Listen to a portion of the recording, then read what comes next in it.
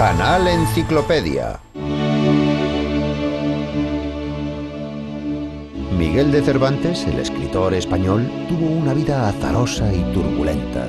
Fue como si el destino se hubiese puesto en pie de guerra contra el creador del Quijote, el caballero andante, enviándole, al igual que a su héroe, una tribulación tras otra.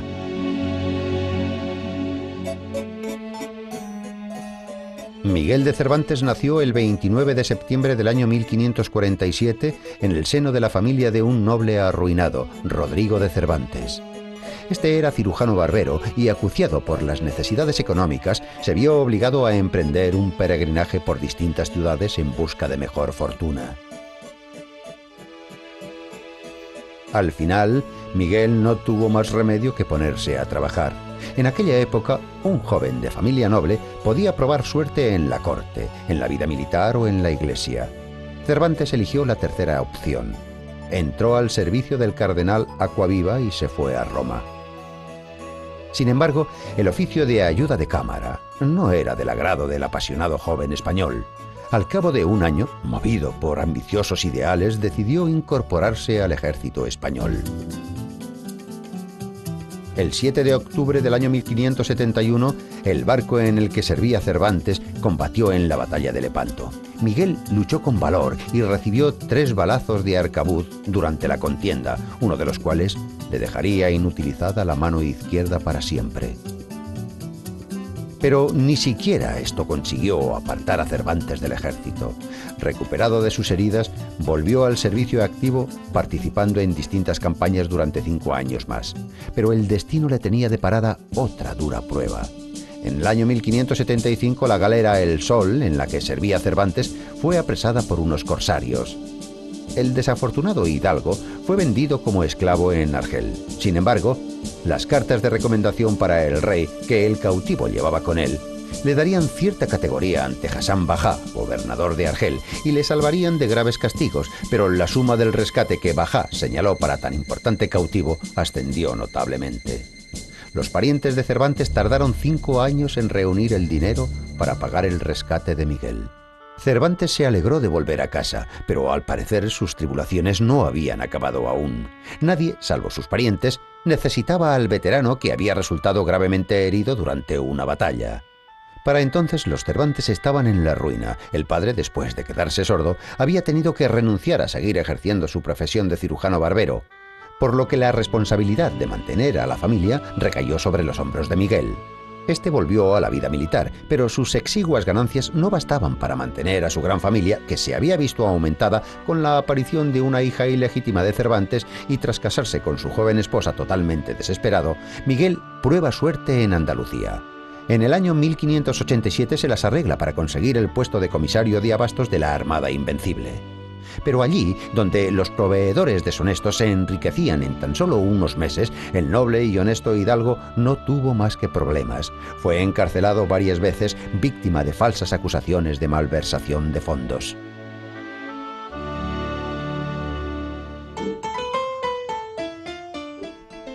Durante uno de sus períodos de cautiverio, Cervantes empieza a escribir su obra más famosa, el ingenioso hidalgo Don Quijote de la Mancha, concebida como una parodia de las novelas de caballería. En aquel momento, Cervantes ya había escrito la novela La Galatea, varios dramas y más de 20 obras teatrales. Sin embargo, fue el relato de las aventuras de El Caballero de la Triste Figura el que inmortalizó a Cervantes. La novela, publicada en el año 1605, tuvo un éxito arrollador. Literalmente, el libro desapareció de las estanterías. Así, Don Quijote, el caballero andante, el noble soñador, el entusiasta de las novelas de caballería, el defensor de los necesitados, empezó a recorrer los caminos de la literatura mundial. Su nombre se hizo famoso y aparecieron numerosas variaciones sobre el tema de las aventuras del ingenioso hidalgo. La imagen de Don Quijote, el caballero andante, no solo fue analizada por críticos literarios, autores clásicos y ensayistas, los filósofos también lo hicieron. La novela de Cervantes fue traducida a multitud de idiomas y solo es superada en número de ediciones por la Biblia. 10 años después de la publicación del Quijote en España, se publica la obra titulada Segundo tomo del ingenioso hidalgo Don Quijote de la Mancha, Sin embargo, su autor no era Cervantes, sino alguien que se escondía tras el seudónimo de Alonso Fernández de Avellaneda. El Quijote de Avellaneda carece de nobles ideales y solo aspira a enriquecerse. Afortunadamente, el plagio de Avellaneda pasó casi desapercibido para los lectores. Por otra parte, el falso Quijote forzó a Cervantes a escribir la segunda parte de su novela, en la que sublimó los ideales humanitarios del protagonista.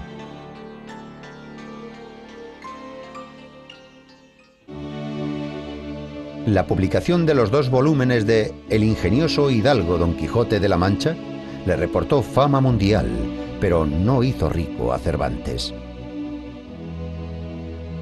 El escritor pasó sus últimos años en Madrid, malviviendo en una bohardilla.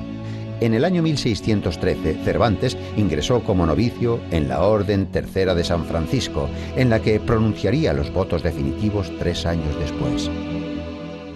El gran escritor falleció el 23 de abril del año 1616 y fue enterrado de caridad con el sayal franciscano en el convento de las Trinitarias.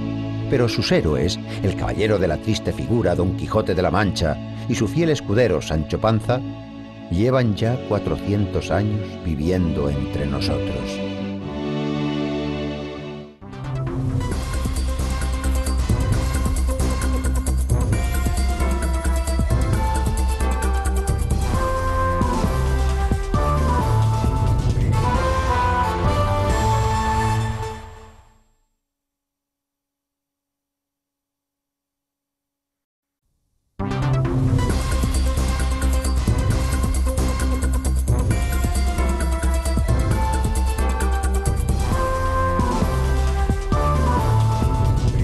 Canal Enciclopedia.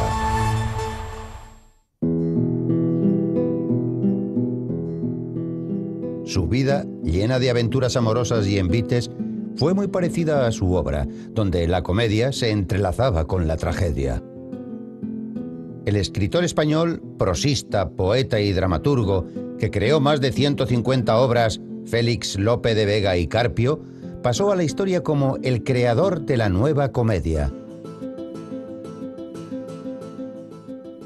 Félix Lope de Vega y Carpio nació en el año 1562. Su padre, de humilde cuna, se trasladó a Madrid, donde ejerció el oficio de bordador. Ahorró dinero suficiente para comprar los derechos de un título nobiliario e intentó proporcionar a su hijo una educación digna de un noble. En un principio, Lope estudió en el Colegio de los Jesuitas, después en la Universidad de Alcalá de Henares y en la Academia Real. Desde muy niño, Lope demostró gran facilidad para los estudios y muy buena disposición para los idiomas y la literatura.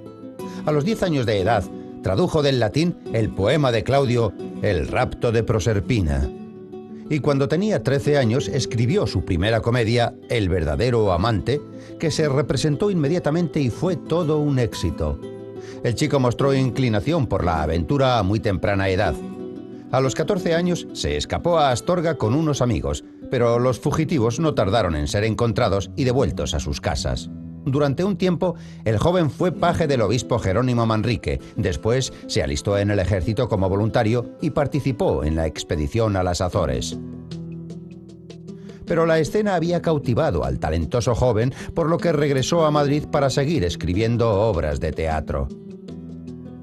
El joven dramaturgo no tardó en aclimatarse al mundo de la farándula, enamorándose de la popular actriz Elena Osorio, hija del director del teatro. La aventura con la dama casada duró 5 años, hasta que la veleidosa actriz encontró un admirador más rico. El amante abandonado se vengó de la dama infiel de una forma muy original. Escribió unos epigramas satíricos sobre ella y los repartió entre el elenco de actores. En respuesta, Elena Osorio lo denunció por libelo, por lo que en el año 1588 Lope de Vega fue condenado a 8 años de destierro de la capital. 3 meses después de haber recibido la sentencia, Lope de Vega contrajo matrimonio con Isabel de Urbina, hija de familia noble y acomodada, y 3 semanas después del enlace, se embarcó en un galeón que formaba parte de la Armada Invencible. Pero el dramaturgo siguió escribiendo en la cubierta del barco. Durante la campaña escribió el poema La hermosura de Angélica. Tras la derrota de la Armada Invencible, Lope de Vega entró al servicio del Duque de Alba y se estableció en Valencia con su esposa. El modesto trabajo de secretario le permitía dedicarse de lleno a su obra. En esta época escribió muchas de sus comedias más conocidas, entre ellas la famosa pieza teatral San Diego de Alcalá. En el año 1595, Lope de Vega regresó a Madrid dejando atrás las tumbas de seres muy queridos para él, la de su esposa y sus 2 hijos pequeños. En Madrid encontró trabajo y conoció a su nueva musa, la gran actriz Micaela de Luján. Él la inmortalizó en sus poemas como Camila Lucinda. Sus amoríos no se vieron interrumpidos por el nuevo matrimonio del escritor, que tenía un corazón muy grande, con Juana Guardo, hija de un rico comerciante. Durante todos esos años, Lope de Vega no dejó de escribir para el teatro. Las comedias de intrigas y las comedias de capa y espada que salían de la pluma de Lope de Vega se vendían como churros. A veces escribía por encargo a una velocidad vertiginosa, creando una comedia de 3 actos en 2 o 3 días. La popularidad del dramaturgo alcanzó su punto álgido. Era conocido como el Colón de las Indias poéticas y el Fénix de los ingenios. Según palabras de Cervantes, el gran Lope de Vega se ha convertido en el autócrata del imperio teatral. En la primera década del siglo XVII, los temas religiosos aparecieron con mayor intensidad en las obras del dramaturgo. En el año 1609, fraternizó con la Sagrada Inquisición. Lope disfrutaba de la plena confianza de los inquisidores. 3 años más tarde, Lope de Vega ingresó en la venerable Orden Tercera de San Francisco y tras la muerte de su esposa e hijo, recibe las órdenes sacerdotales. Sin embargo, su hábito no le apartó de sus actividades literarias. Una de sus comedias más famosas, El perro del hortelano, fue escrita durante este período creativo. Lope de Vega ya era un anciano cuando conoció a su último amor, la joven Marta de Nevares. Inmortalizó a su amada con su pluma, dedicándole algunas novelas y una de sus mejores comedias, La viuda de Valencia. Los últimos años de la vida de Lope de Vega fueron una sucesión de desastres.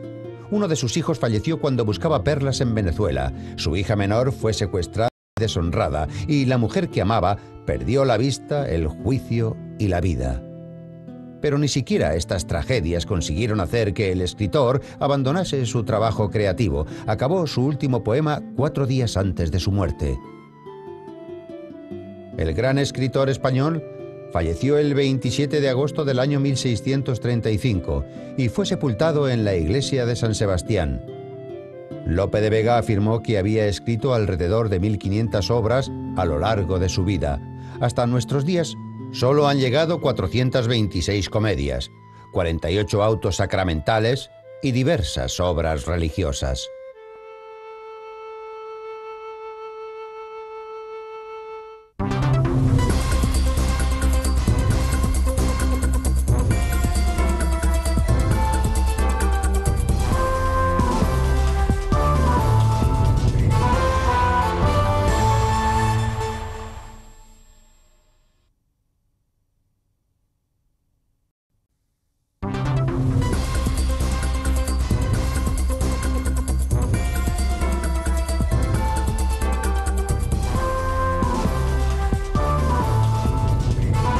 Canal Enciclopedia.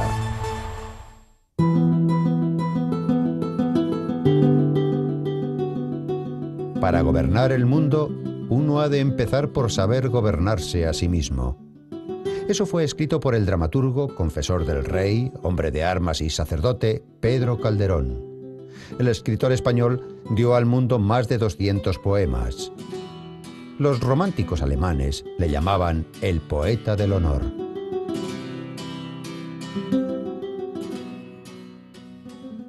Don Pedro Calderón de la Barca Henao de la Barrera y Riaño nació el 17 de enero del año 1600 en Madrid. Su padre, don Diego Calderón, era secretario del Consejo de Hacienda. A los 8 años, Pedro entró en el Colegio Imperial de los Jesuitas de Madrid. Allí dio muestras tempranas de su talento literario. En la Universidad de Salamanca, Calderón recibió la formación teológica que correspondía a su noble cuna.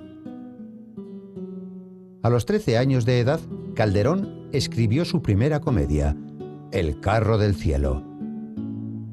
En un concurso de poesía, celebrado el día de la canonización de San Isidro, Calderón ganó el primer premio con un soneto. Fue elegido por el mismísimo Lope de Vega.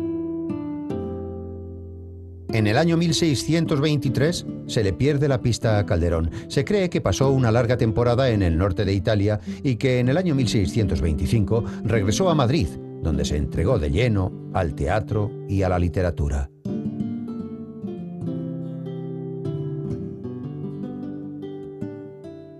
La primera comedia que se sabe con seguridad que salió de la pluma de Calderón es Amor, Honor y Poder.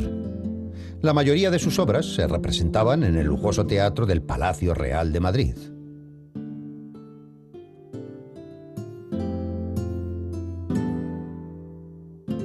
El famoso dramaturgo también se entregó a la vida militar. En el año 1638, cuando las tropas francesas invadieron España, Calderón, inspirado por un sentimiento patriótico, dejó a un lado la comedia que estaba escribiendo y partió hacia el frente con su hermano José.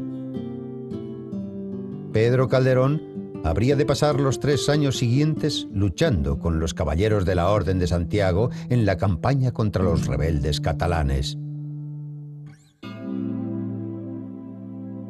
Calderón, la última gran figura literaria del siglo de oro español, fue sobre todo un pensador que nos ofreció en su obra la profundidad de su análisis filosófico del concepto del ser.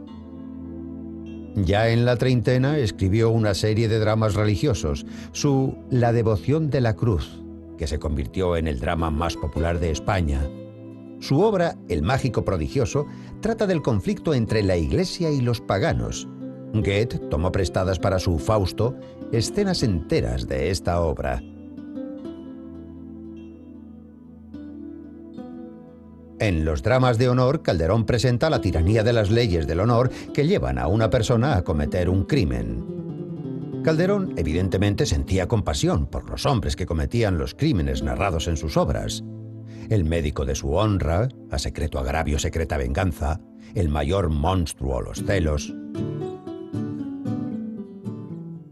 La obra cumbre de Calderón fue el drama filosófico La vida es sueño, escrita en el año 1635.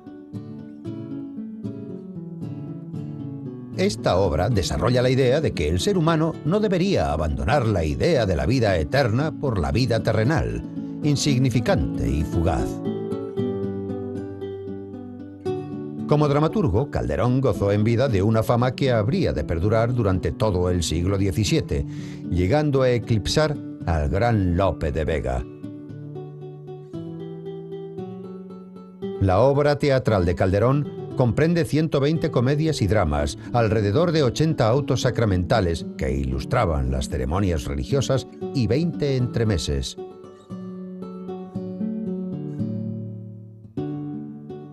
Con 40 años cumplidos, pese a sus triunfos literarios, sociales y hasta militares, Calderón sufre una gran crisis personal. Pierde a sus hermanos, a su esposa y a su hijo pequeño. Y siendo una persona profundamente religiosa, Calderón se ordena sacerdote. Es nombrado capellán de la corte y superior de la Congregación de San Pedro en Madrid.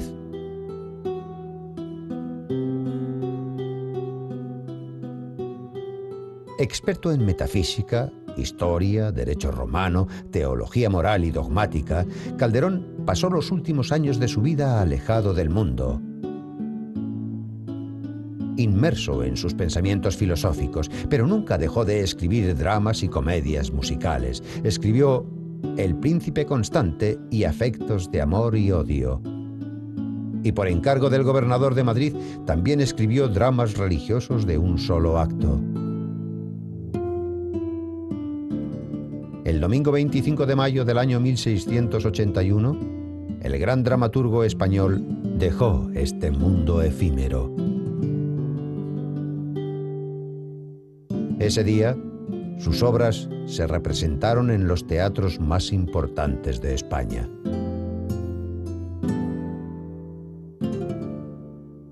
Al igual que a muchos otros artistas y pensadores de su época, a Calderón le preocupaba la inmortalidad. Si la inmortalidad consiste en ser recordado por las generaciones futuras, Calderón, el filósofo y dramaturgo que dio al mundo obras imperecederas, puede considerarse inmortal.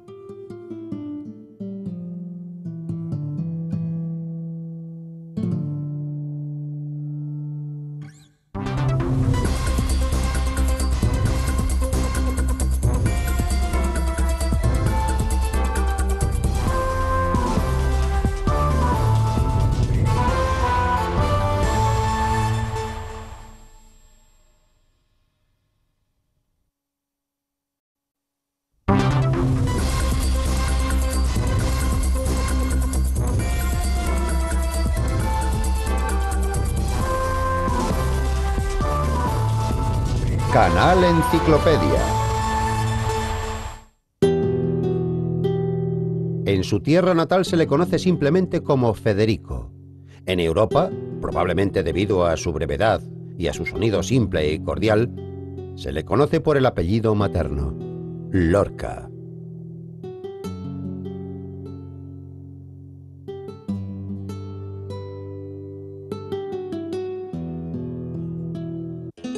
Federico García Lorca nació el 5 de junio del año 1898 en la localidad de Fuentevaqueros, cerca de la ciudad de Granada.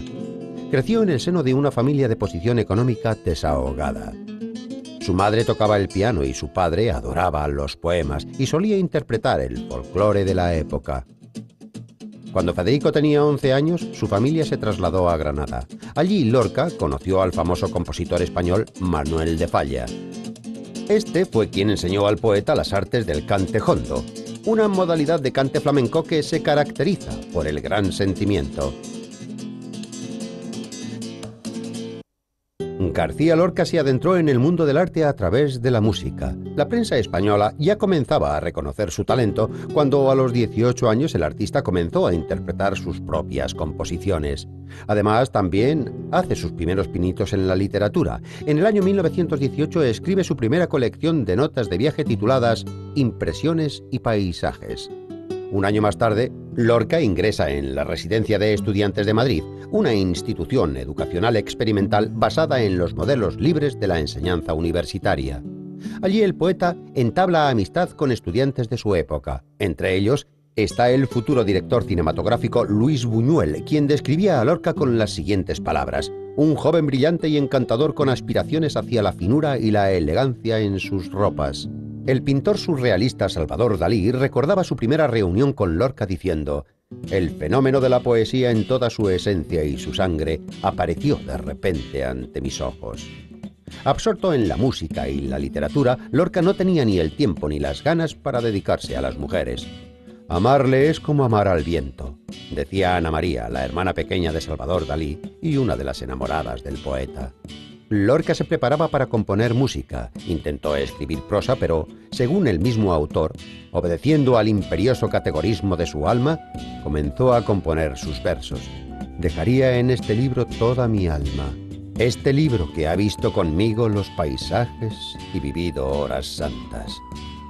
Qué pena de los libros que nos llenan las manos de rosas y de estrellas y lentamente pasan.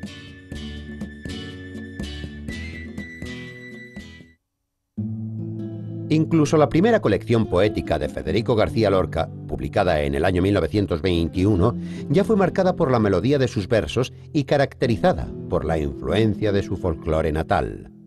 Ese mismo año, Lorca ofreció una lectura en público sobre canciones folclóricas y creó una serie de versos llamados Poemas del Cante Jondo. Ahí fue cuando su círculo de amigos le otorgó el sobrenombre de estudiante del folclore. El río Guadalquivir va entre naranjos y olivos. Los dos ríos de Granada bajan de la nieve al trigo.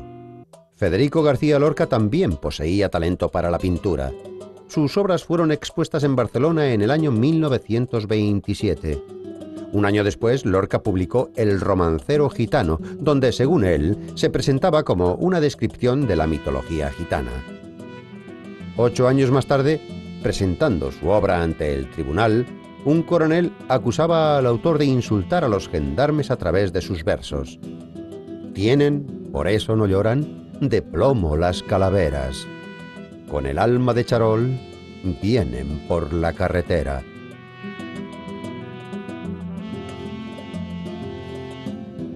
A los 31 años de edad, en busca de nuevas impresiones, Lorca viaja a los Estados Unidos. Escribió: Nueva York probablemente será odioso, por eso viajo allí. Este peculiar experimento finalizó con el libro de poemas Poeta en Nueva York. A la edad de 33 años, Lorca dirigió la compañía teatral La Barraca. El poeta hacía labores de director, de actor, de pintor y también de dramaturgo. Lorca consideraba que el teatro debía educar a sus espectadores y su compañía se dedicó a deambular por pequeños pueblos remotos del Estado español. La audiencia que contemplaba sus obras de una forma gratuita nunca imaginarían que estaban ante el que llegaría a ser el famoso poeta García Lorca. A los 35 años compuso la tragedia Bodas de Sangre. 3 años después compuso La casa de Bernarda Alba, una obra descriptiva de la época. Esta fue la época más lúcida y floreciente del joven artista español. Componía sin parar, ofrecía lecturas, recitaba poemas e interpretaba composiciones musicales. En el año 1936, las nubes de una guerra civil se cernían sobre España. Los fascistas querían hacerse con el poder. Lorca nunca se afilió a ninguna de las facciones políticas, pero sus convicciones eran conocidas. En cuestión de semanas, sus obras finalizaban, en vez de con el habitual bravo, con gritos como «¡Viva la libertad!». En junio del año 1936, los rebeldes, liderados por el general Franco, invadieron Granada con el eslogan de «Muerte a los intelectuales». Sin ningún tipo de razones, asesinaron a doctores, profesores y científicos. Federico García Lorca fue asesinado el 10 de agosto del año 1936. El poeta fue enterrado en una fosa común. Solo tenía 38 años. Poco antes de su muerte, el famoso poeta y dramaturgo español Federico García Lorca escribió: «La felicidad eterna es ser poeta. El resto no tiene importancia, ni siquiera la muerte».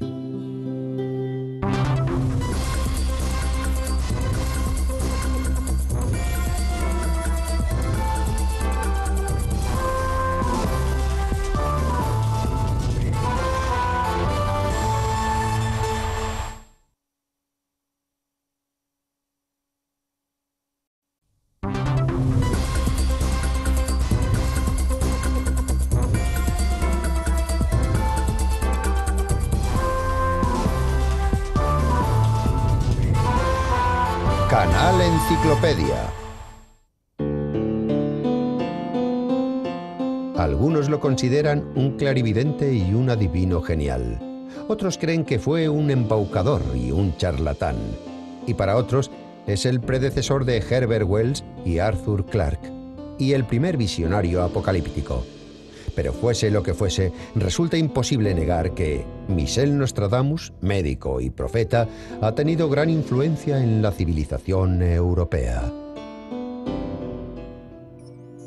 El 24 de diciembre del año 1503 nació un niño en el seno de una familia de tradición médica y científica. Su nombre era Michel de Notre Dame. Su familia profesaba el judaísmo, pero años después de su nacimiento se vio obligada a abrazar la fe católica. A los 18 años de edad, el talentoso joven se licenció en la Facultad de Medicina de la Universidad de Montpellier, obteniendo posteriormente el título de doctor. Durante unos años, el ejercicio de su profesión le llevó a viajar por toda Francia. Al casarse, se estableció en Agen y fue padre de 2 hijos. En los 3 años siguientes a su matrimonio, Michel de Notre Dame disfrutó de una vida familiar idílica. En el año 1538 aconteció la catástrofe. Hubo un brote de peste en Agen y el galeno sufrió una amarga derrota en su lucha por combatirlo. Toda su familia murió. La gente dejó de confiar en un médico que no había podido salvar a sus seres más queridos. Y como golpe de gracia, Michel recibe una citación para ser interrogado por la Inquisición.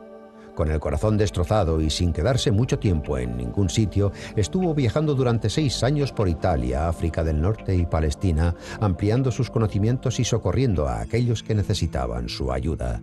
A su regreso, Michel de Notre Dame combatió la epidemia de peste neumónica en Marsella y un año después, gracias a los conocimientos médicos adquiridos durante su viaje, salvó cientos de vidas durante el brote de cólera que asoló la ciudad de Axe. Los ciudadanos agradecidos echaban flores a su paso y el Parlamento de Axe le recompensó con una pensión vitalicia. En vez de los enemas y sangrías habituales en aquella época, el doctor Michel Notre Dame utilizó un método que llamaríamos filoterapia en la actualidad. Sus milagrosos ungüentos, hechos con clavos y pétalos de rosa, tenían un fuerte efecto antiinflamatorio. En el año 1547, el doctor Notre Dame se había convertido en un hombre rico y respetado. Se estableció en la ciudad de Salon-de-Crau, adquirió un hotel y se casó por segunda vez. Pero en el silencio de su estudio empezó a tener inquietantes y terribles visiones. Para él no eran alucinaciones, sino un don. Y en el año 1551 decidió publicar sus presagios en forma de almanaque astrológico, algo frecuente en aquella época. Fue en la cubierta de ese almanaque donde apareció por primera vez el seudónimo Nostradamus. En el año 1555 se publicó el libro Centurias, profecías del maestro Michel Nostradamus. Era una colección de predicciones sin precedentes en la historia del ocultismo, escritas en tediosas cuartetas de difícil comprensión. El libro resultó ser un éxito de ventas, pero el adivino no alcanzó la verdadera fama hasta que no se cumplió una de sus sangrientas profecías. El león joven al viejo vencerá en campo de batalla, en duelo singular. En su jaula de oro los ojos le perforarán 2 heridas en una. Muerte cruel tendrá. 4 años más tarde, el rey Enrique II resultó mortalmente herido durante un torneo. La lanza de su adversario se clavó en el ojo del rey al entrar por una ranura del casco de oro que le protegía la cabeza. Esa coincidencia impresionó a todo el mundo y Nostradamus se hizo famoso por sus profecías. Sus contemporáneos le atribuyeron decenas de aciertos más en sus profecías. Por ejemplo, el que el joven Enrique de Borbón ocuparía el trono francés, el que un monje desconocido sería elegido papa y el que François Rabelais gozaría de fama inmarcesible. Catalina de Médici, reina de Francia, vivamente interesada en las ciencias ocultas, llamó a Nostradamus a la corte. Pero el adivino solo estuvo 10 días allí, huyó aterrorizado por las subrepticias intrigas cortesanas. Nostradamus solía trabajar de noche en su estudio privado, donde no permitía entrar a nadie, no dormía más de 4 horas diarias. Según sus contemporáneos, Michel siempre tenía una sonrisa lacónica, era observador y paciente. Ayunaba con frecuencia y dedicaba mucho tiempo a la oración y trataba médicamente incluso a aquellos que no podían pagar. Con su propio dinero, Michel financió la construcción de un canal que transformó la árida llanura de Crau en un próspero valle. Sin embargo, fue acusado de tener contactos con el demonio, de engreído y de alcohólico. Durante los últimos años de su vida, Nostradamus se sintió muy solo. Padeció el abandono de su familia y el odio y las intrigas de sus enemigos. Nostradamus murió el 2 de julio del año 1566 a las 3 de la madrugada. Con su propia mano había tachado ese día en su calendario días antes de su muerte. Cuando se produce una catástrofe, la encontramos en las cuartetas de Nostradamus, pero ninguna de sus profecías ha sido descifrada con antelación. De este modo, se le atribuyeron a Nostradamus las predicciones sobre la Revolución de Octubre y el acto terrorista del 11 de septiembre. El gran poeta alemán Goethe se inspiró en Nostradamus para su Fausto, el científico que vendió su alma a cambio de sabiduría y poder. ¿Quién solía visitar al anciano doctor Michel de Notre Dame, al profeta Nostradamus? ¿Un demonio embaucador o un mensajero de Dios? Eso nunca lo sabremos.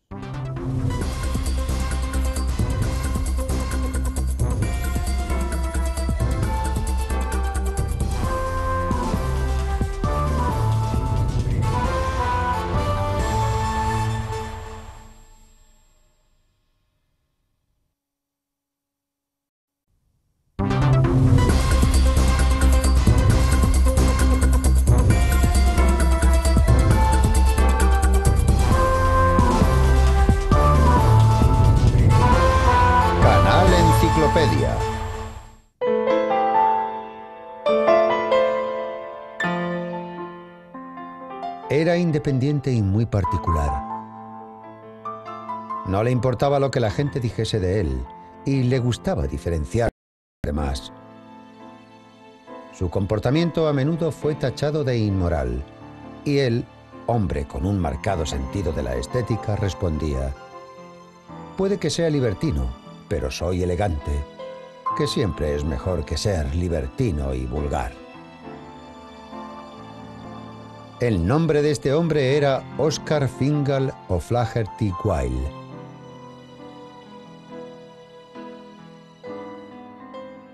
Nació en Dublín el 16 de octubre del año 1854. Su padre, Sir William, era un médico eminente, propietario de una clínica cuyo equipamiento había financiado él mismo. La madre de Oscar, Jane Francesca Elgee, era escritora y traductora de alemán. Tras estudiar en la Royal School de Enniskillen, Oscar entró en el Trinity College de Dublín. Durante 3 años consecutivos, Wilde fue premiado por sus trabajos de literatura. A los 20 años, Oscar consiguió la más alta distinción académica del Trinity College y una beca de 4 años en el Magdalen College, Oxford. Durante sus primeras vacaciones, visitó Italia y Grecia. Quería contemplar con sus propios ojos los bellos países sobre los que tanto había leído. Las antiguas catedrales, las pinturas y las esculturas y el ambiente de las ciudades cautivaron a Wilde, conmoviéndole profundamente hasta las lágrimas y exacerbando su sentido estético. Oscar realizó unos exámenes finales brillantes y sus profesores decidieron prolongar su beca durante 1 año más. Wilde comenzó a escribir poesía en sus años de estudiante y en el año 1881 él mismo financió la publicación de su primer libro, Poemas. Posteriormente empezó a escribir obras de teatro con la esperanza de alcanzar rápidamente la fama. Sin embargo, la censura inglesa prohibió las primeras obras teatrales escritas por el irlandés, por lo que el escritor llamó una rebelión contra la tiranía. No obstante, Oscar alcanzó la fama, pero no por sus logros literarios. En la década de los años 1880 no había un salón en Londres donde no fuese conocido el esteta Oscar Wilde. Habiendo estudiado sus gestos y expresiones faciales delante del espejo, seducía a todo el mundo con su aspecto lánguido y sus refinados modales. A los 27 años fue invitado a América a pronunciar una serie de conferencias sobre arte. Allí fascinó a sus oyentes con su elocuencia y sus elegantes atuendos. Tras su visita a la ciudad minera de Leadville, Colorado, donde tuvo la oportunidad de bajar a una mina, Oscar escribió a una amiga: por supuesto, fiel a mis principios, fui elegantemente vestido para la ocasión. A su regreso, Wilde gastó el dinero que había ganado en América en una estancia de 3 meses en París. Al contemplar el busto de Napoleón en el Louvre, decidió peinarse como el emperador. El cabello ondulado le hacía aún más atractivo. A los 30 años, Wilde se casó con Constance Mary Lloyd, una hermosa joven de 27 años. En sus cartas le confesaba: no me siento completo sin ti. Cuando Oscar tenía que desplazarse a provincias para pronunciar alguna conferencia, la joven pareja se enviaba telegramas 2 veces al día, despertando el espíritu romántico de los empleados de telégrafos, como escribiría Wilde. A los 32 años, Oscar ya era feliz padre de 2 hijos. En el año 1887 le ofrecieron el puesto de director de la revista Woman's World. Wilde recibió entusiasmado la propuesta, pero puso la condición de que la publicación se dirigiese a las mujeres en general y no solo a las damas. Y aunque Wilde escribía la columna sobre moda, decidió que no solo era necesario escribir sobre la vestimenta femenina, sino también sobre lo que pensaban y sentían las mujeres. 2 años después, dejó la dirección de la revista y retomó la literatura. Publicó varios cuentos y en el año 1890 una novela, El retrato de Dorian Gray, que levantó airadas críticas. El autor fue acusado de recrearse en la depravación. Wilde tuvo que oír reproches similares sobre su obra teatral Salomé, cuya representación fue prohibida. Pero todos esos ataques fueron meras pullas en comparación con lo que el escritor tuvo que sufrir en el año 1895. Inglaterra se escandalizó al enterarse de que Oscar Wilde, de 40 años, mantenía relaciones con Lord Alfred Douglas, un joven menor de edad. Cuando el marqués de Queensberry, padre del joven, se enteró del affair, comenzó a acosar a Oscar. Wilde, preocupado por su seguridad, le denunció. Pero el proceso que el escritor había iniciado habría de tener un final imprevisto. Wilde fue condenado a 2 años de cárcel y le fueron retirados sus derechos como padre. Su esposa e hijos se cambiaron el apellido. Cuando el escritor estaba en la cárcel, se enteró de que Alfred había publicado sus cartas de amor a cambio de una considerable suma de dinero. Wilde intentó convencerse de que odiaba a Douglas, un crío veleidoso y egoísta que le había buscado la ruina.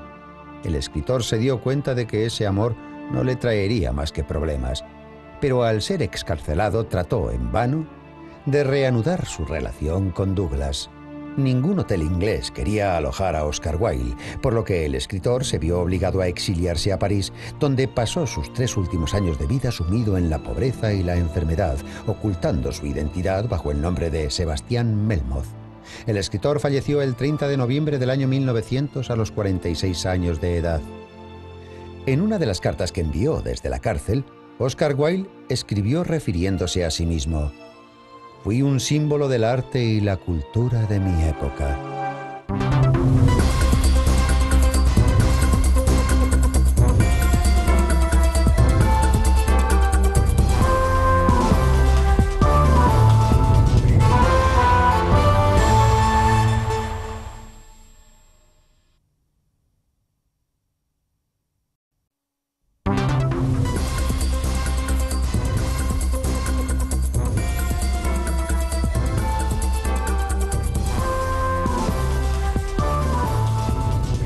Canal Enciclopedia.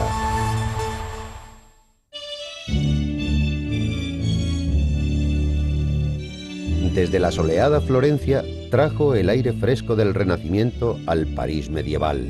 Patrocinó a artistas y a astrólogos y dio a luz a 10 hijos para la corona francesa.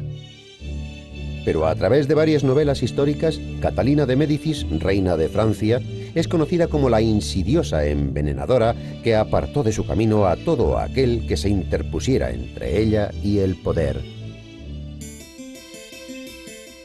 Heredera de una antigua familia florentina, Catalina de Médicis nació el 5 de abril del año 1519.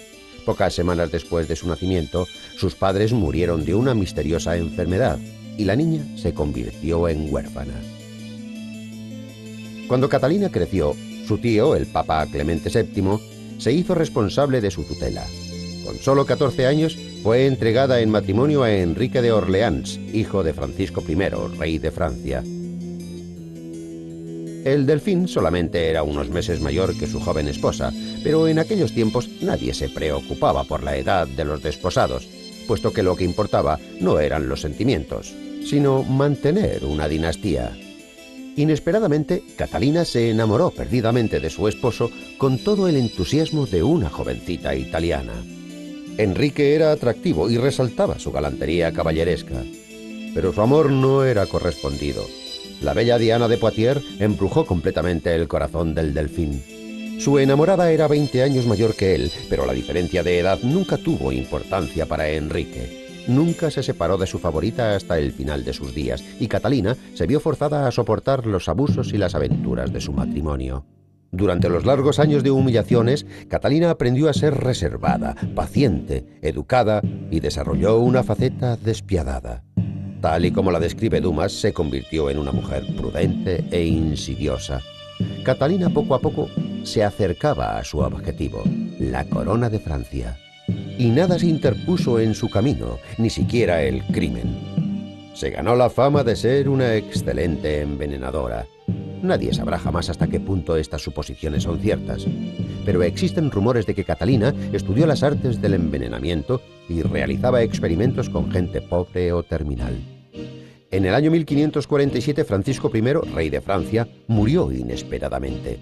Muchos historiadores consideran que su muerte fue causada por los ungüentos de Catalina, pero la versión oficial sostiene que el monarca murió de neumonía. Enrique II se convirtió en el nuevo rey de Francia y Catalina, consecuentemente, se convirtió en la reina. No obstante, el poder que poseía le resultaba resbaladizo, puesto que la odiosa Diana de Poitiers se había convertido en la primera dama del reino francés. 12 años más tarde, el rey Enrique II falleció trágicamente durante el Torneo de los Caballeros y Francisco II, hijo de Catalina, ascendió al trono. A pesar de que era un hijo obediente y nunca deseó demasiado gobernar el país, la reina no pudo hacerse con el poder, puesto que la casa de Guisa era quien poseía la mayor influencia en la corte de su hijo. Solamente alcanzó su tan ansiado poder cuando Francisco murió y Catalina pasó a ser la regente del rey Carlos IX de tan solo 10 años. Catalina trató de restablecer el orden intentando nivelar los poderes políticos sin dar preferencia a ninguno concreto. Su arma más valiosa era la intriga. La reina creó una red de espionaje y estaba al tanto de todas las novedades políticas, incluidas las que se describían en numerosas cartas privadas. Pero pronto Francia se vio destrozada por las guerras religiosas que comenzaron a suceder. A Catalina la religión le resultaba indiferente, pero debía interesarse por ella para conservar el poder. Durante los primeros años de su regencia, la reina trató de mantener la paz entre los católicos y los protestantes y en el año 1570 insistió en firmar el Tratado de Saint-Germain. Pero cuando el joven rey Carlos IX se vio fuertemente influenciado por los hugonotes, la reina autorizó a los católicos para que, bajo el mando del duque de Guisa, alzaran las espadas contra los protestantes. El 24 de agosto del año 1572, cerca de las 3 de la madrugada, el almirante de los hugonotes fue asesinado. La noticia se difundió con tal rapidez que los parisinos enfurecidos acudieron inmediatamente a los hogares de los hugonotes. Durante esa noche, que más tarde fue denominada como la masacre de San Bartolomé, más de 2000 protestantes fueron asesinados bajo la autoridad del rey. Algunos miles más perecieron en otras provincias de Francia. Según los testigos oculares, el mismo rey, en un arrebato, comenzó a disparar a su pueblo desde la ventana del Louvre. Días más tarde envió cartas a diferentes provincias y países, alegando que la conspiración de los hugonotes se había revelado en París. 2 años después de la masacre de San Bartolomé, el rey Carlos murió. Según algunas versiones, la muerte fue causada por una enfermedad. Según Dumas, Catalina le envenenó por accidente. Un libro impregnado de veneno que iba dirigido a Enrique de Navarra acabó accidentalmente en las manos de su hijo. Enrique III, otro de los hijos de Catalina, ascendió al poder. Enrique no tenía sucesores, y el hijo pequeño de Catalina había fallecido en el año 1584. Los últimos años de la reina no fueron nada fáciles, puesto que el país estaba arruinado y exhausto de las guerras religiosas. El 5 de enero del año 1589, Catalina murió. Catalina de Médicis no nos dejará descansar de su encanto durante los próximos 400 años. Ocupa uno de los primeros puestos en la mitología debido a sus hazañas y a sus características, las cuales adornan una fantasía de muchas generaciones. Estas palabras forman parte de la última biografía de la reina.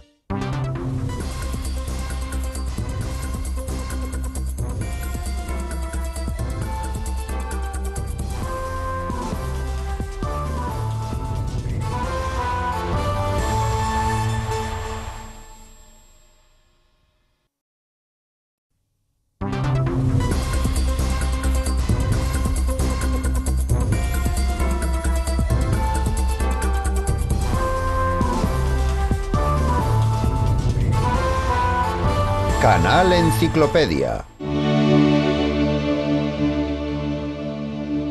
Miguel de Cervantes, el escritor español, tuvo una vida azarosa y turbulenta.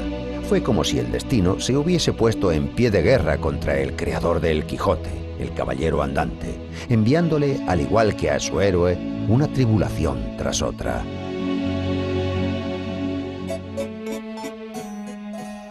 Miguel de Cervantes nació el 29 de septiembre del año 1547 en el seno de la familia de un noble arruinado, Rodrigo de Cervantes. Este era cirujano barbero y, acuciado por las necesidades económicas, se vio obligado a emprender un peregrinaje por distintas ciudades en busca de mejor fortuna.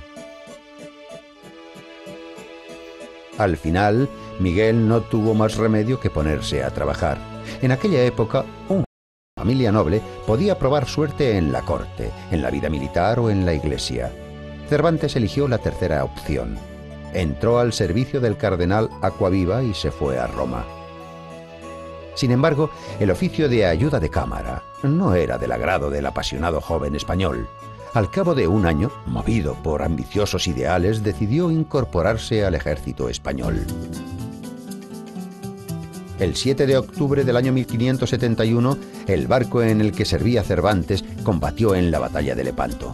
Miguel luchó con valor y recibió 3 balazos de arcabuz durante la contienda, uno de los cuales le dejaría inutilizada la mano izquierda para siempre. Pero ni siquiera esto consiguió apartar a Cervantes del ejército. Recuperado de sus heridas, volvió al servicio activo, participando en distintas campañas durante 5 años más.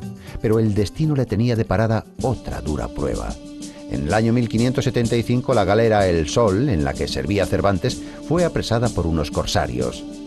El desafortunado hidalgo fue vendido como esclavo en Argel. Sin embargo, las cartas de recomendación para el rey que el cautivo llevaba con él le darían cierta categoría ante Hassan Bajá, gobernador de Argel, y le salvarían de graves castigos, pero la suma del rescate que Bajá señaló para tan importante cautivo ascendió notablemente. Los parientes de Cervantes tardaron 5 años en reunir el dinero para pagar el rescate de Miguel. Cervantes se alegró de volver a casa, pero al parecer sus tribulaciones no habían acabado aún. Nadie, salvo sus parientes, necesitaba al veterano que había resultado gravemente herido durante una batalla. Para entonces los Cervantes estaban en la ruina. El padre, después de quedarse sordo, había tenido que renunciar a seguir ejerciendo su profesión de cirujano barbero, por lo que la responsabilidad de mantener a la familia recayó sobre los hombros de Miguel. Este volvió a la vida militar, pero sus exiguas ganancias no bastaban para mantener a su gran familia, que se había visto aumentada con la aparición de una hija ilegítima de Cervantes, y tras casarse con su joven esposa totalmente desesperado, Miguel prueba suerte en Andalucía. En el año 1587 se las arregla para conseguir el puesto de comisario de abastos de la Armada Invencible. Pero allí, donde los proveedores deshonestos se enriquecían en tan solo unos meses, el noble y honesto hidalgo no tuvo más que problemas. Fue encarcelado varias veces, víctima de falsas acusaciones de malversación de fondos.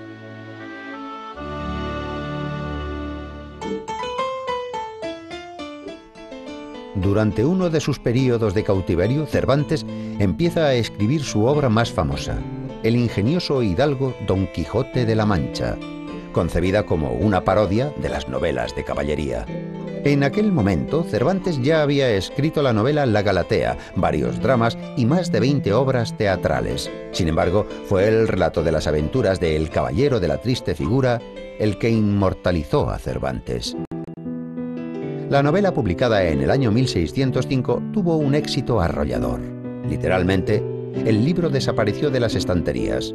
Así, Don Quijote, el caballero andante, el noble soñador, el entusiasta de las novelas de caballería, el defensor de los necesitados, empezó a recorrer los caminos de la literatura mundial. Su nombre se hizo famoso y aparecieron numerosas variaciones sobre el tema de las aventuras del ingenioso hidalgo. La imagen de Don Quijote, el caballero andante, no solo fue analizada por críticos literarios, autores clásicos y ensayistas, los filósofos también lo hicieron. La novela de Cervantes fue traducida a multitud de idiomas y solo es superada en número de ediciones por la Biblia. 10 años después de la publicación del Quijote en España, se publica la obra titulada Segundo tomo del ingenioso hidalgo Don Quijote de la Mancha. Sin embargo, su autor no era Cervantes, sino alguien que se escondía tras el seudónimo de Alonso Fernández de Avellaneda. El Quijote de Avellaneda carece de nobles ideales y solo aspira a enriquecerse. Afortunadamente, el plagio de Avellaneda pasó casi desapercibido para los lectores. Por otra parte, el falso Quijote forzó a Cervantes a escribir la segunda parte de su novela, en la que sublimó los ideales humanitarios del protagonista.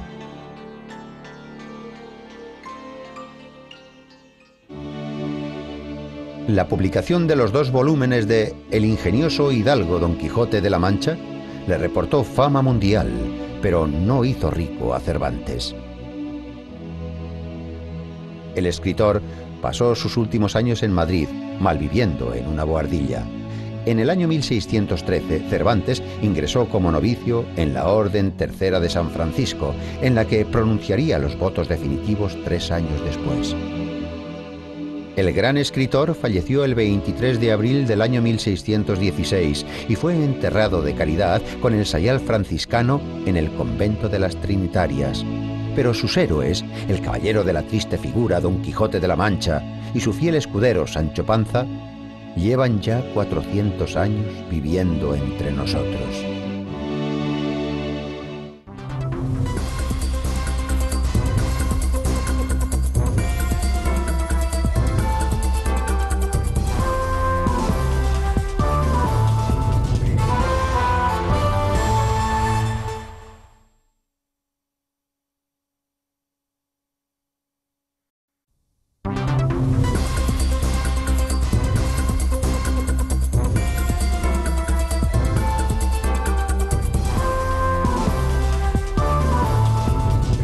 Canal Enciclopedia.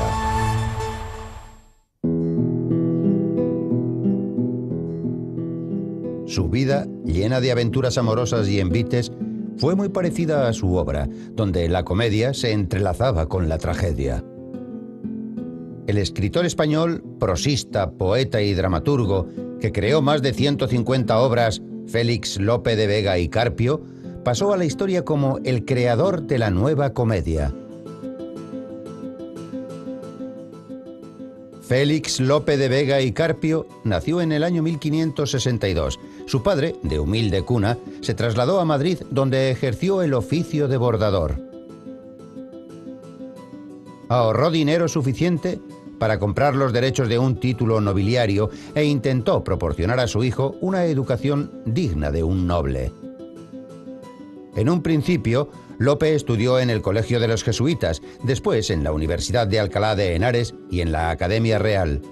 Desde muy niño, Lope demostró gran facilidad para los estudios y muy buena disposición para los idiomas y la literatura. A los 10 años de edad, tradujo del latín el poema de Claudio, El rapto de Proserpina. Y cuando tenía 13 años, escribió su primera comedia, El verdadero amante, que se representó inmediatamente y fue todo un éxito.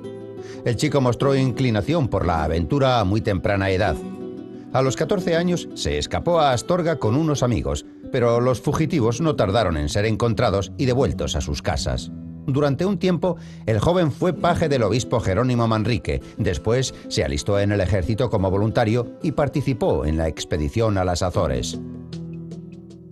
Pero la escena había cautivado al talentoso joven, por lo que regresó a Madrid para seguir escribiendo obras de teatro. El joven dramaturgo no tardó en aclimatarse al mundo de la farándula, enamorándose de la popular actriz Elena Osorio, hija del director del teatro. La aventura con la dama casada duró 5 años, hasta que la veleidosa actriz encontró un admirador más rico. El amante abandonado se vengó de la dama infiel de una forma muy original. Escribió unos epigramas satíricos sobre ella y los repartió entre el elenco de actores.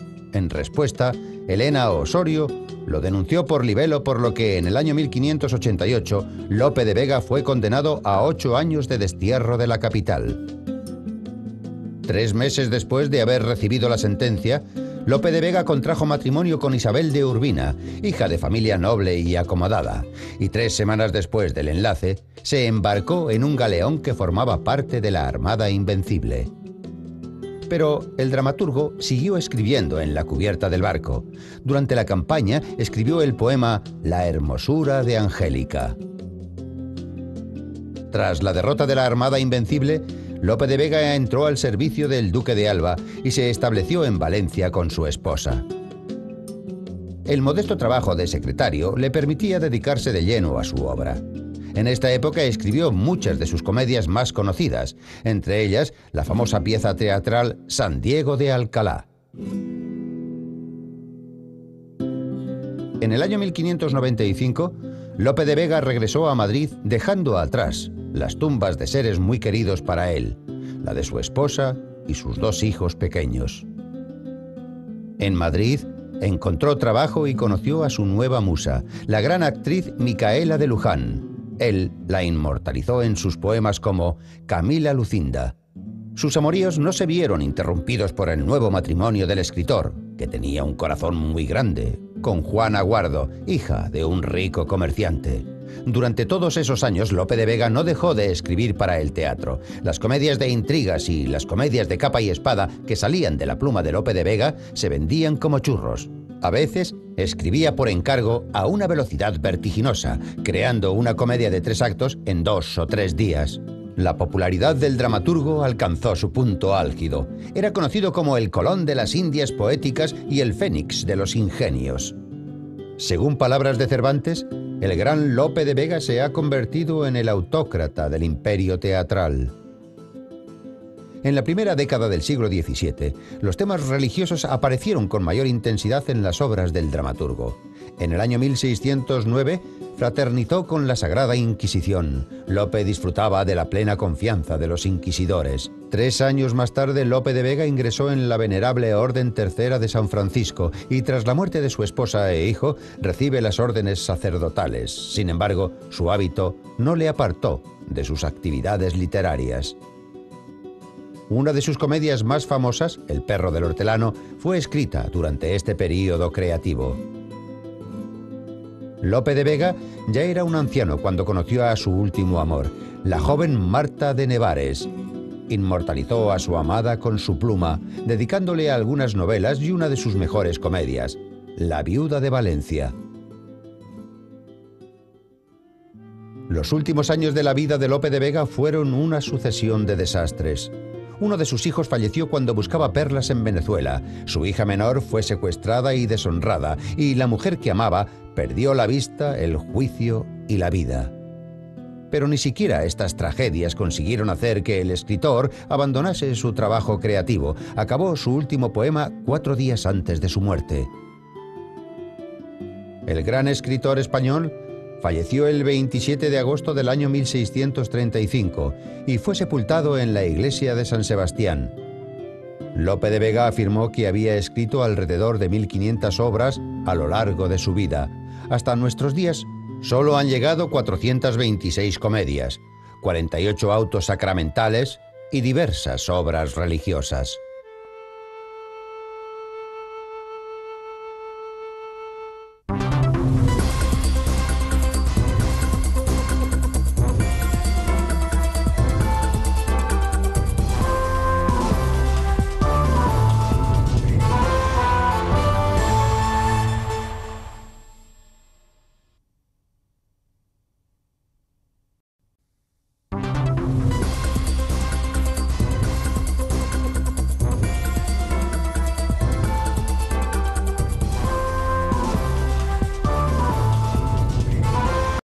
Enciclopedia.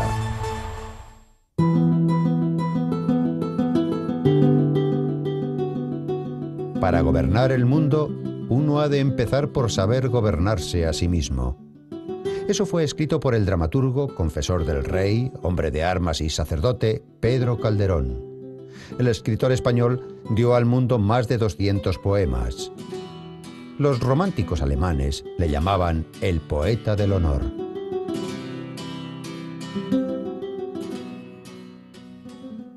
Don Pedro Calderón de la Barca, Henao de la Barrera y Riaño nació el 17 de enero del año 1600 en Madrid. Su padre, don Diego Calderón, era secretario del Consejo de Hacienda.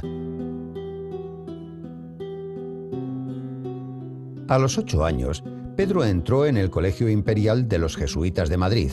Allí dio muestras tempranas de su talento literario. En la Universidad de Salamanca, Calderón recibió la formación teológica que correspondía a su noble cuna. A los 13 años de edad, Calderón escribió su primera comedia, El carro del cielo. En un concurso de poesía, celebrado el día de la canonización de San Isidro, Calderón ganó el primer premio con un soneto. Fue elegido por el mismísimo Lope de Vega. En el año 1623 se le pierde la pista a Calderón. Se cree que pasó una larga temporada en el norte de Italia y que en el año 1625 regresó a Madrid, donde se entregó de lleno al teatro y a la literatura.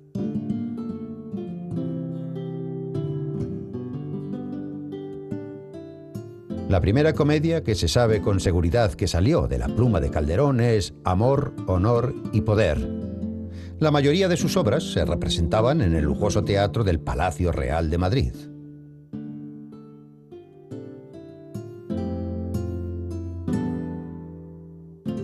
El famoso dramaturgo también se entregó a la vida militar.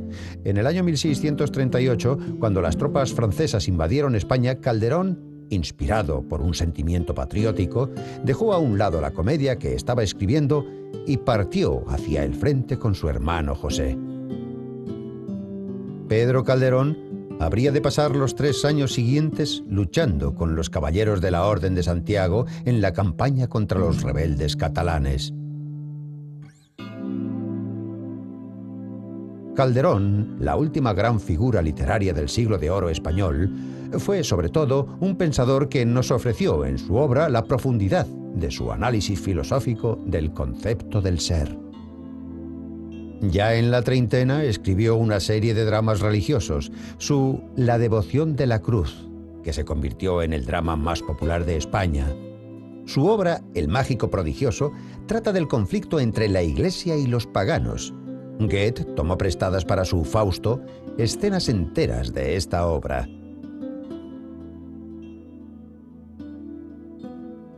En los dramas de honor, Calderón presenta la tiranía de las leyes del honor que llevan a una persona a cometer un crimen. Calderón evidentemente sentía compasión por los hombres que cometían los crímenes narrados en sus obras. El médico de su honra, A secreto agravio, secreta venganza, El mayor monstruo, los celos. La obra cumbre de Calderón fue el drama filosófico La vida es sueño, escrita en el año 1635.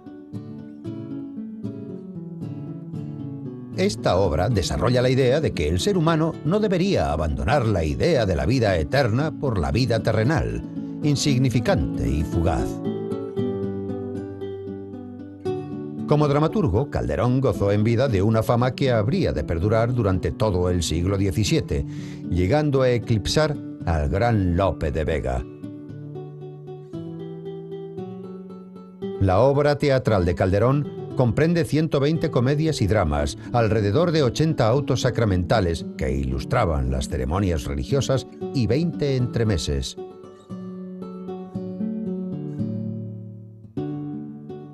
Con 40 años cumplidos, pese a sus triunfos literarios, sociales y hasta militares, Calderón sufre una gran crisis personal. Pierde a sus hermanos, a su esposa y a su hijo pequeño. Y siendo una persona profundamente religiosa, Calderón se ordena sacerdote.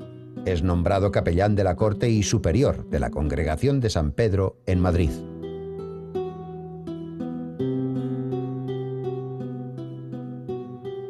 Experto en metafísica, historia, derecho romano, teología moral y dogmática, Calderón pasó los últimos años de su vida alejado del mundo,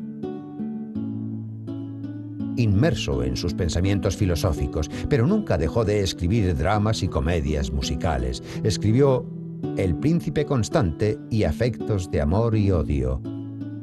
Y por encargo del gobernador de Madrid, también escribió dramas religiosos de un solo acto. El domingo 25 de mayo del año 1681, el gran dramaturgo español dejó este mundo efímero. Ese día, sus obras se representaron en los teatros más importantes de España.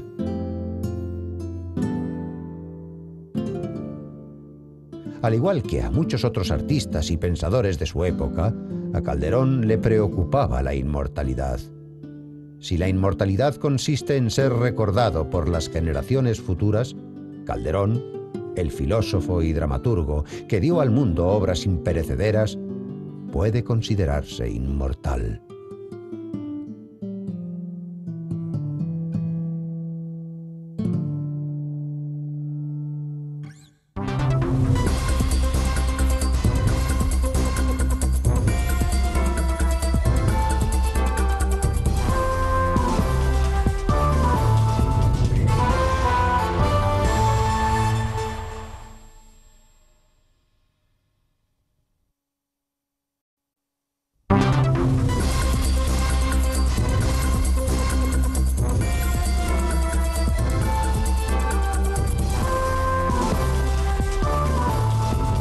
Canal Enciclopedia. En su tierra natal se le conoce simplemente como Federico. En Europa, probablemente debido a su brevedad y a su sonido simple y cordial, se le conoce por el apellido materno, Lorca.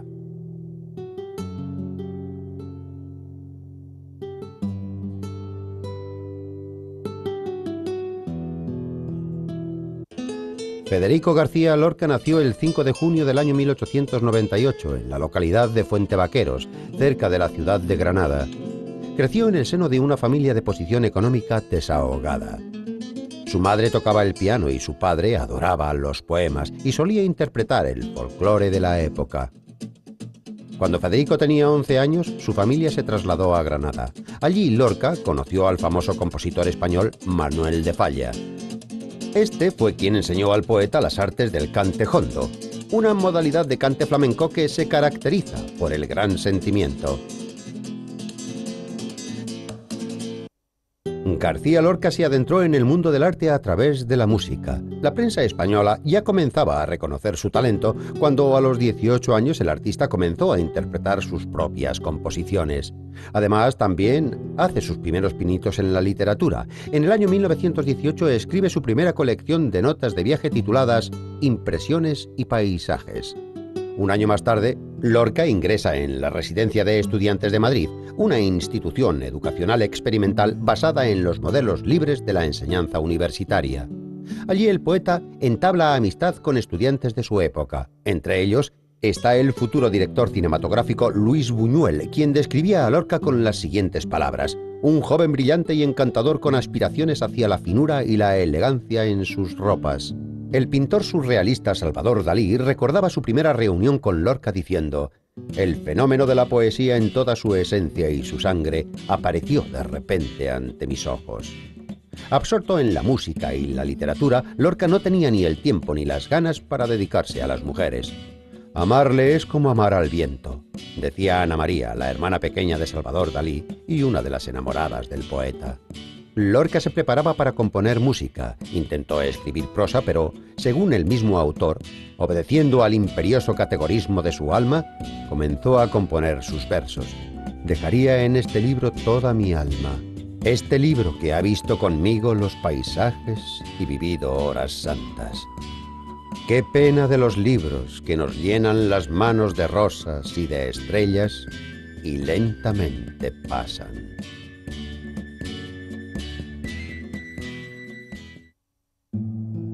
Incluso la primera colección poética de Federico García Lorca, publicada en el año 1921, ya fue marcada por la melodía de sus versos y caracterizada por la influencia de su folclore natal. Ese mismo año, Lorca ofreció una lectura en público sobre canciones folclóricas y creó una serie de versos llamados Poemas del Cante Jondo. Ahí fue cuando su círculo de amigos le otorgó el sobrenombre de estudiante del folclore. El río Guadalquivir va entre naranjos y olivos. Los dos ríos de Granada bajan de la nieve al trigo. Federico García Lorca también poseía talento para la pintura. Sus obras fueron expuestas en Barcelona en el año 1927. Un año después, Lorca publicó El romancero gitano, donde, según él, se presentaba como una descripción de la mitología gitana. 8 años más tarde, presentando su obra ante el tribunal, un coronel acusaba al autor de insultar a los gendarmes a través de sus versos. Tienen, por eso no lloran, de plomo las calaveras. Con el alma de charol, vienen por la carretera.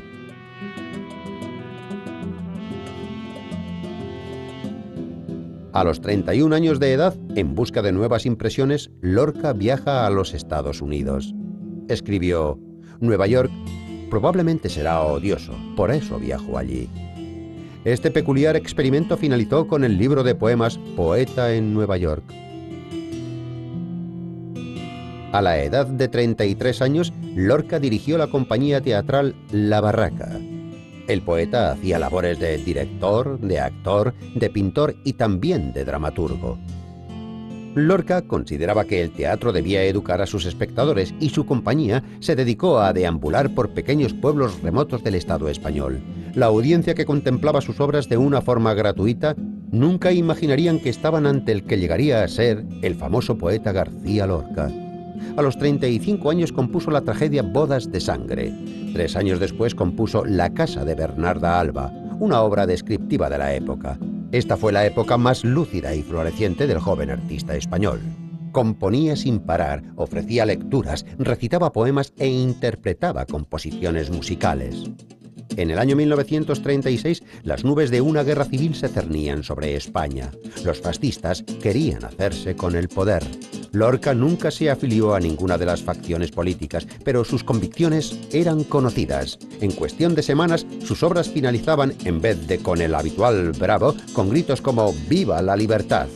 En junio del año 1936, los rebeldes, liderados por el general Franco, invadieron Granada con el eslogan de «Muerte a los intelectuales». Sin ningún tipo de razones, asesinaron a doctores, profesores y científicos. Federico García Lorca fue asesinado el 10 de agosto del año 1936. El poeta fue enterrado en una fosa común. Solo tenía 38 años.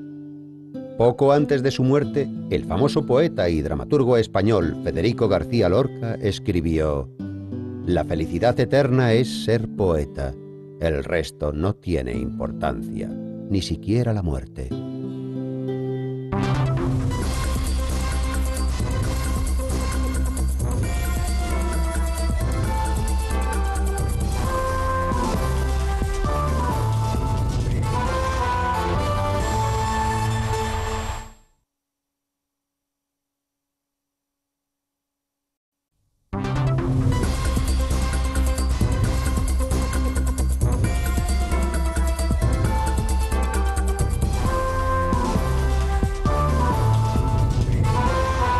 Canal Enciclopedia. Algunos lo consideran un clarividente y un adivino genial. Otros creen que fue un embaucador y un charlatán. Y para otros es el predecesor de Herbert Wells y Arthur Clarke, y el primer visionario apocalíptico. Pero fuese lo que fuese, resulta imposible negar que Michel Nostradamus, médico y profeta, ha tenido gran influencia en la civilización europea. El 24 de diciembre del año 1503 nació un niño en el seno de una familia de tradición médica y científica. Su nombre era Michel de Notre Dame. Su familia profesaba el judaísmo, pero años después de su nacimiento se vio obligada a abrazar la fe católica.